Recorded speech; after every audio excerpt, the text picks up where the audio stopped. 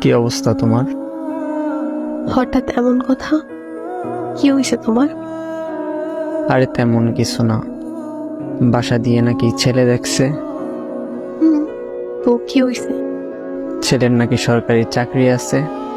থাকতে পারে, জানি না। ও আচ্ছা। তুমি এত কিছু কিভাবে জানলে? তোমার কাজিন বলছে।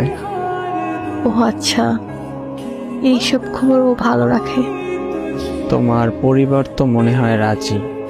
কি করবে এখন? আমাদের সম্পর্ক কি এখানেই সমাপ্তি? এই শোন, বিয়ে আমি করব, আমার পরিবার না। আর তোর এত কিছু কে ভাবতে বলছে? তোর সামনে পরীক্ষা, তুই পড়াশোনায় মনোযোগ দে। আমি তোর ছিলাম, তোর আছি, তোরই থাকবো। তুই পরীক্ষাটা দে আগে, তারপর হাত ধরে নতুন জীবন শুরু করব। সত্যি তো? হ্যাঁ সত্যি। তোর হাত ধরছি কি অন্য কারো হয়ে যাবো এই জন্য নাকি?